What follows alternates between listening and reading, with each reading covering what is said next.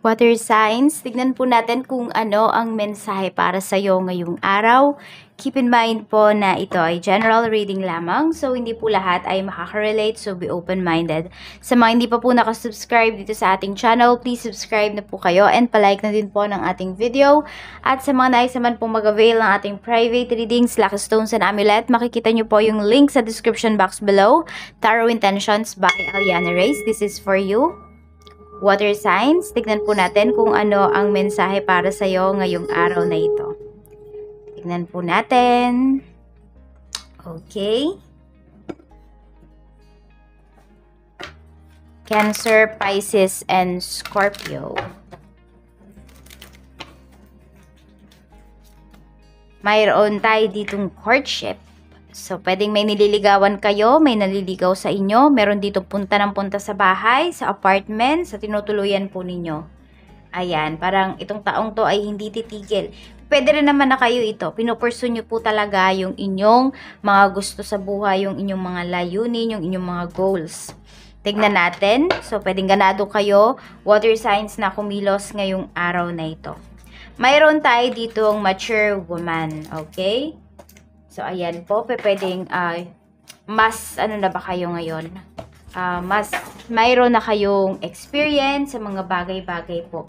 Ayan, na inyong mga gustong gawin. Or pwedeng buo na yung inyong decisions na itong path na ito yung gagawin po ninyo.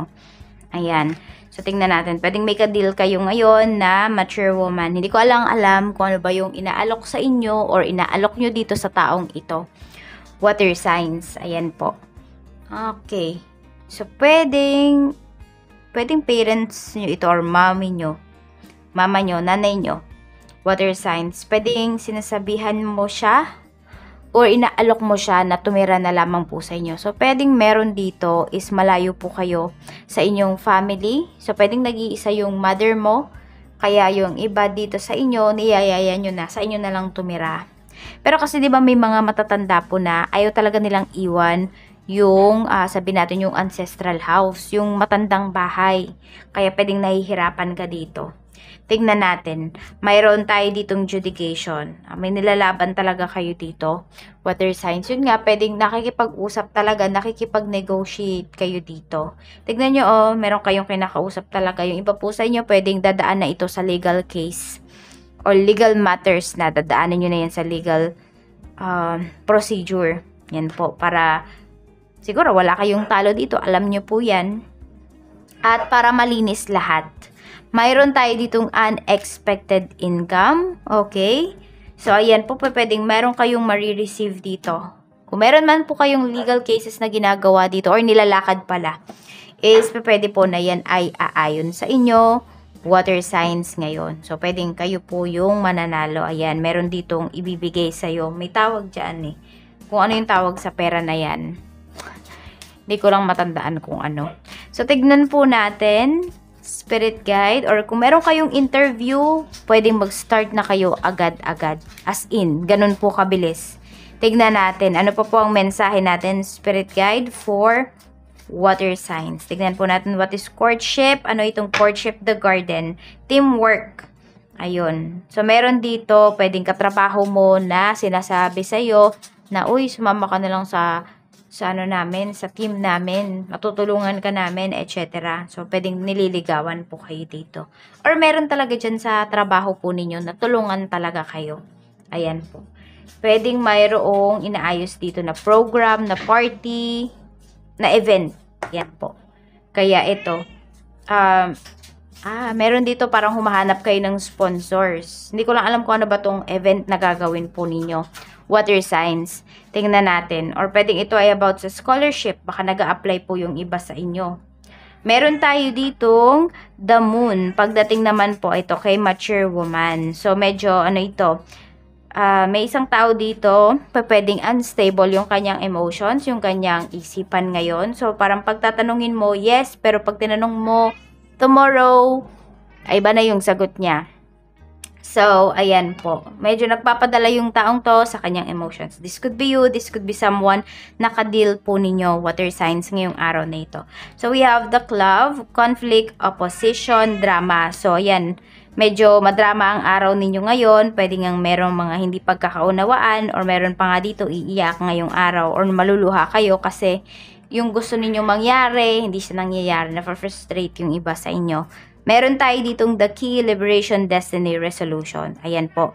Pag kayo yung tanggap sa trabaho or na-receive nyo itong unexpected money na ito, talaga pong makakatulong ito pagdating sa inyong kabuhayan or pwedeng sa inyong mga utang, water sign. So, may problema po kayo dito na masosolve pag na-receive nyo itong money na ito. So, pwedeng meron talaga kayong hinihintay na paparating na kaperahan.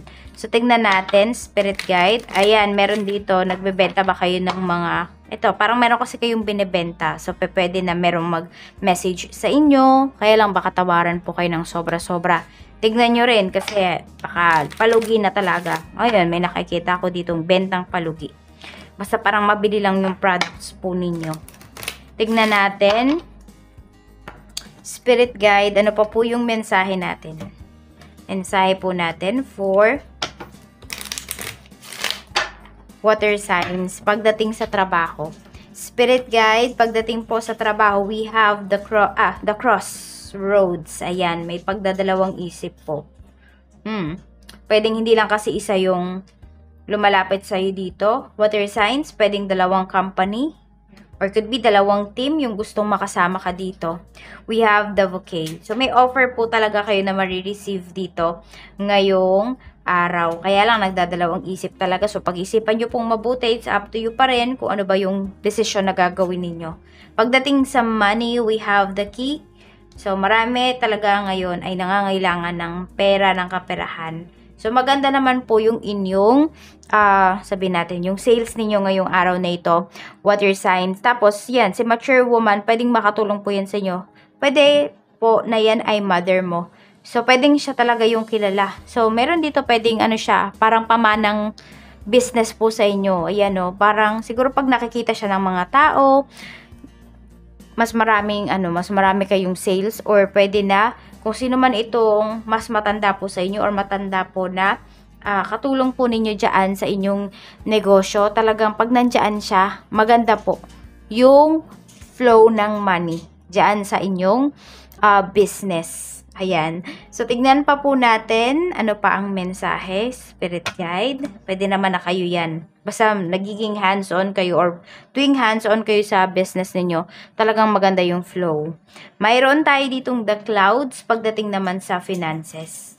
Ayan po, naguguluhan na yung iba sa inyo. Pwedeng meron kayong binabawi na pera dito pero hindi ninyo alam water signs kung mababawi nyo pa ba. So, parang wala kasing kasiguraduhan. Tingnan mo, may nagdadalawang isip pa dito. Yan, pwedeng may pag-uusap naman pero parang ang labo. Hindi pinapaliwanag kung paano mo ba makukuha yung pera or how will you earn that money ba. Kaya mag-iingat po talaga kayo dito. Ayan, pwedeng may nagdadrama sa inyo ngayon para makaligtas dito. Hindi nyo nasingilin. Meron tayo ditong the rider pagdating naman sa love life. So, ayan po. Meron tayo ditong the house. So, mukhang may bibisita sa bahay. May naliligaw po ba sa inyo? Because we have the courtship. Yes, for some of you, ayan po, mukhang may dalaw kayo ngayon sa bahay. I mean, may dadalaw po sa inyo. Pwedeng biglaan lang to. Oh, hindi naman pala. This person naman pala is, pupunta naman siya na may pasabi sa'yo. The lilies. Pero meron din ako nakikita dito na magsusurprise sa'yo. Water signs, yan. Baka meron kang na-expect na bisita or wala man. Ayan, mag-ready. So, parang sinasabi sa inyo dito ni universe na mag-ready kayo ng ng ipapakain dito sa taong to. Mukhang gutom na gutom yata yung taong to pag pumunta sa inyo, water signs. Tingnan po natin ano pa yung mensahe. Hindi, kung ano lang syempre yung mai-offer po ninyo. Tingnan natin ano pa yung mensahe. We have lack doubts. Okay, kanino ba kayo nagdududa, ayan, or pinagdududahan nyo ba yung inyong kakayahan, water signs, ayan po, tanggalin nyo na po yan, dapat kayo yung unang-unang nagtitiwala sa inyong sarili. So, ang lucky color mo po, ayun din, ganun din, pero may nasama sa'yo dito na, na, hindi ko alam kung pink ba yan, or purple, more on purple, ayan po. So, meron din tayo ditong green, tapos yellow, so nadagdag yung purple. Ayan po, if you have purple na damit or violet, yan po yung isuot po ninyo. We have number 4, number 6, 30, and 27. Yan po yung inyong mga lucky numbers. Maraming salamat sa'yo, water signs. Mag-ingat ka always and more blessings to come.